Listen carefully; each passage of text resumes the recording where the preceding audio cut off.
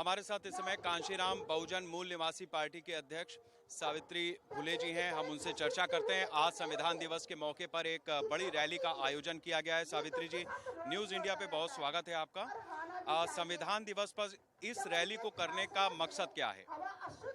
आज भारत के संविधान का पर्व दिवस हम लोग मना रहे हैं। 26 नवंबर 2049 को हमारा भारत के संविधान को स्वीकार किया गया था। आज हम संविधान का पर्व दिवस मना रहे हैं, खुशी का दिवस मना रहे हैं। आज इस कार्यक्रम संविधान दिवस के कार्यक्रम में पूरे भारत से संविधान को मानने वाले लोग, बहुजन समाज के लोग एकजुट हो रहे हैं। आज हमारा भारत का संविधान खतरे में है, बहुजन की आज़ादी खतरे में है, जिसको लेकर पूरा भारत चिंतित है, अपने को असुरक्षित महसूस कर रहा है। ऐसी स्थिति में आज संविधान दिवस सावधान दिवस के रूप में हम लोग मना रहे हैं। आज इस कार्यक्रम के मुख्य अतिथि माननीय अखिलेश यादव जी हैं। कार्यक्रम के विशिष्ट अतिथि माननीय प्रकाश अंबेडकर जी हैं, जो बाबा साहब अंबेडकर जी के पौत्र हैं। कांशीराम साहब जी की बहन माननीय स्वर्ण कौर जी मंच पर सम्मानित होंगे। माननीय ओम प्रकाश राजभर जी मंच पर सम्मानित होंगे। माननीय पल्लवी पटेल जी भी मंच पर हमारी अतिथि होंगी और तमाम मुस्लिम समाज के लोग भी मंच पर हमारे होंगे। तमाम सिख समाज के लोग भी आए हैं। तमाम पूरे भारत के आज संविधान के मानने वाले लोग आज एक मंच पर एकजुट होंगे और आज हम सभी लोग ये तय करेंगे कि भारत के संविधान को बचाने के लिए पूरा भारत का बहुजन समाज एकजुट है। संविधान के मानने वाले वो किसी जाति के हों, किसी धर्म के हों, किसी संप्रदाय के हों, जो संविधान में विश्वास करते हैं। आज 26 नवंबर संविधान दिवस के पर्व के रूप में खुशी मनाने के लिए सब लोग आए हैं। निश्चित रूप से आज हम लोग मंच पर बहुत बड़ा फैसला लेंगे। सावित्री जी, जब संविधान अपना बहुत बड़ा है, उसका काफी विस्तार है, जब ये कहा जाता है कि संविधान खतरे में है, तो उसकी मूल भावना किस तरीके से, मतलब क्या चीज खतरे में लगती है? बाबा साहब डॉक्टर भीमराव अंबेडकर जी ने भारत के संविधान में सामाजिक, आर्थिक और राजनीतिक में बराबरी का दर्जा हमको दिया था। लेकिन आजादी से लेकर अब तक तमाम सरकारें आई और गईं, लेकिन भारत का संविधान संपूर्ण रूप से लागू नहीं हुआ, जिसके कारण आज भारत में गैर बराबरी बनी है, गरीबी अमीरी बनी है। वो किसी जाति में हो, किसी धर्म में हो, किसी संप्रदाय में हो, सब में आज स्थितियों का सामना हमारे लोगों को करना पड़ रहा है।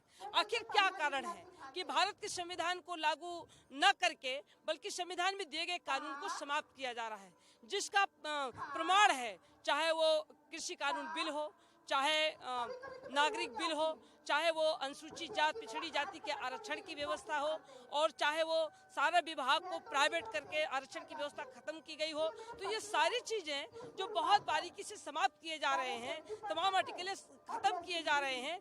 देश में राम राज की कल्पना की जा रही है। भारत देश रामराज के तहत नहीं चल रहा है, बल्कि संविधान के तहत चल रहा है। संविधान में दी गई कानून को के तहत आज देश के प्रधानमंत्री जी नहीं चल रहे हैं, मुख्यमंत्री जी नहीं चल रहे हैं, जिससे आज पूरा भारत भयभीत है, चिंतित है, दुखी है और आने वाला समय इंतजार कर रहा है भारत की जनता की, कब वो समय आएगा जो हम बीजेपी आरएसएस की सरकार से बदला लेंगे, जिसको लेकर के आज संविधान दिवस पर आपको देखने को मिल रहा है। पूरे भारत के संविधान चिंतक, संविधान विचारक आज मंच पर होंगे और आज हम लोग बहुत बड़ा फैसला लेंगे। सावित्री जी, चूंकि मौका चुनाव का भी है, ऐसे में मैं दो चीजें आपसे समझना चाहूंगा कि जब ये कहा जाता है कि जो सरकार है, चाहे राज्य की हो या केंद्र की हो, वो संविधान के हिसाब से नहीं चल रही है, तो अगर आपको जीत मिलती है तो आप किस तरीके से इसके अनुरूप चलेंगे? मतलब वो कौन सी चीज होगी जिसको ये सरकार नहीं पालन कर पा रही है और आप करेंगी? देखिए, अगर हमारी सरकार बनती है तो भारत के संविधान में दिए गए कानून को हम संपूर्ण रूप से लागू कराएंगे और संविधान में दिए गए कानून को लागू कराकर सभी समाज के लोगों को बराबरी का दर्जा देंगे।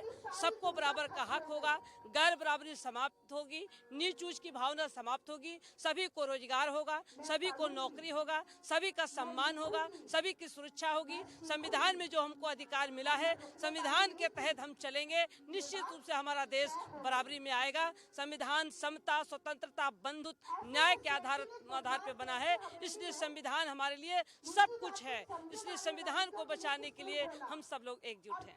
सावित्री जी, जब भी बहुजन समाज की बात आती है तो आरक्षण का मसला अपने आप खींच के चला आता है। आरक्षण आज़ादी के कुछ समय बाद जब लागू हुआ, फिर मंडल कमीशन की रिपोर्ट्स लागू हुई।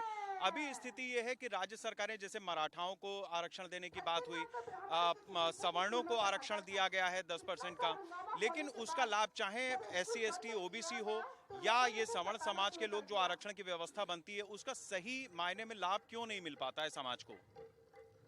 देखिए, आरक्षण जो हमारे समाज के लोगों को मिला, अगर आरक्षण न होता तो मुझे भी सांसद बनने का मौका नहीं मिलता। अगर भारत के संविधान में आरक्षण की व्यवस्था नहीं होती तो हम गरीब, कमजोर, लाचार लोग पंच प्रधान, BDC, जिला पंचायत, ब्लॉक प्रमुख, जिला पंचायत अध्यक्ष, विधायक, संसद नहीं बन पाते। ये संविधान में दिए गए आरक्षण के तहत पहुंच रहे हैं। अब उस आरक्षण को खत्म किया जा रहा है। एक तरफ अनुसूचित जाति, पिछड़ी जाति का आरक्षण खत्म किया जा रहा है, दूसरी तरफ 10% आरक्षण सवर्णों को दिया जा रहा है। लेकिन आखिर एक तरफ दिया जा रहा है, दूसरी तरफ खत्म किया जा रहा है। ये क्या साजिश हो रही है देश में?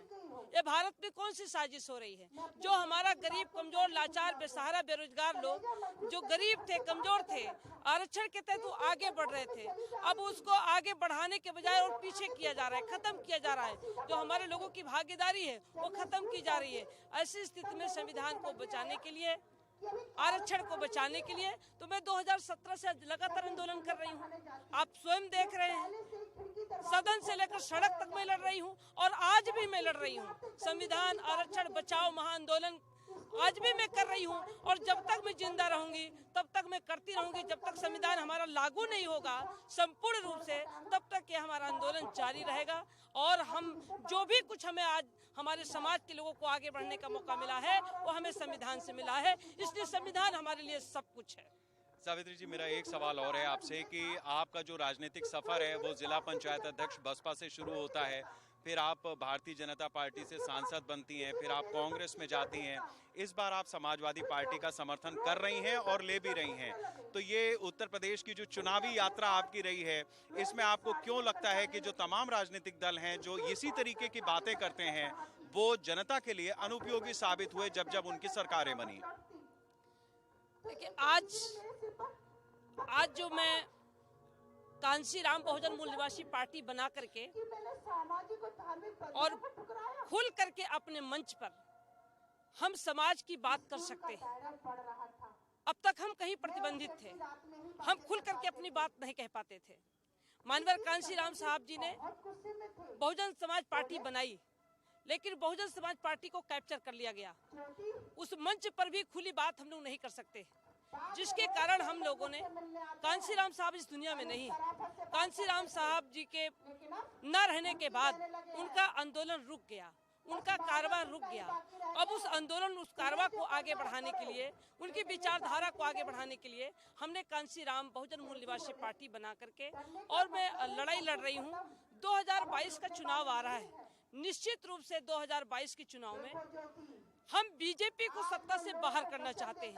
इसलिए करना चाहते हैं कि बीजेपी आरएसएस की सरकार हमारे संविधान को खत्म करना चाहते हैं, हमारे अधिकारों को खत्म करना चाहती है, हमको गुलाम बनाना चाहती है। हमारा समाज गुलामी की तरफ जा रहा है, हमारा समाज गुलामी की तरफ ना जाए, इसको बचाने के लिए कांशीराम बहुजन मूल निवासी पार्टी बनाकर मंच पर अपनी बोल्डली अपनी बात को मैं रखूंगी और सदन से लेकर सड़क तक मैं इसकी आवाज को उठाऊंगी। मुझे कोई लालच नहीं है, लोग सांसद विधायक बनने के लिए परेशान हैं। मैं समाज की आजादी के लिए, बहुजन समाज के लिए मैंने अपना सांसद पद छोड़ा है, बीजेपी राष्ट्रीय पार्टी मैंने छोड़ा है।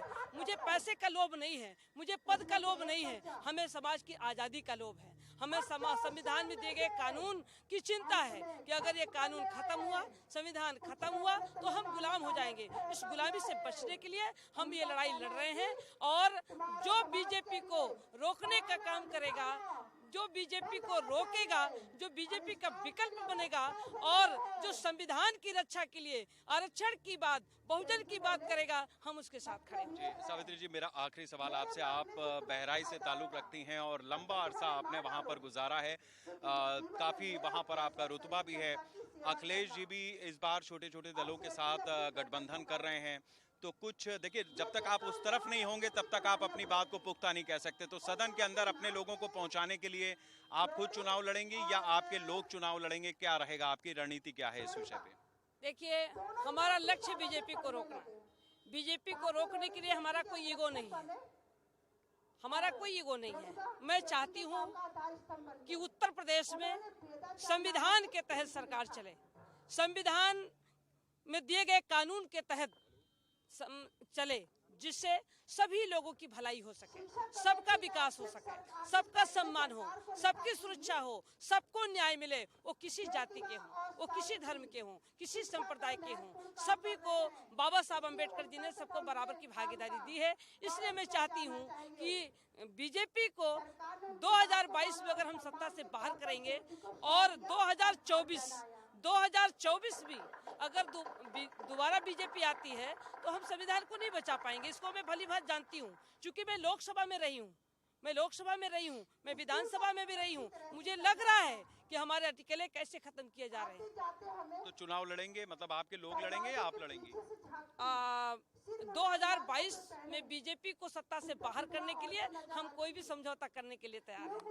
हमारा लक्ष्य है बीजेपी को रोकना, और बीजेपी को रोकने के लिए हम चुनाव लड़ेंगे भी, अपने लोगों को लड़ाएंगे भी, और बीजेपी को सत्ता से बाहर करने के लिए विकल्प का साथ मजबूती से देंगे। बहुत बहुत शुक्रिया सावित्री जी हमसे बात करने के लिए। तो सावित्री फुले जी ने इस बात को बहुत पुख्ता तरीके से रखा है कि समाजवादी पार्टी के साथ जिस तरीके से गठबंधन का दौर चल रहा है, जिस तरह से बात चल रही है, उसमें भारतीय जनता पार्टी को रोकने के लिए जो बन पड़ेगा सावित्री जी अपनी तरफ से करेंगे, और इसी को लेकर के आज इस महारैली का आयोजन किया गया है।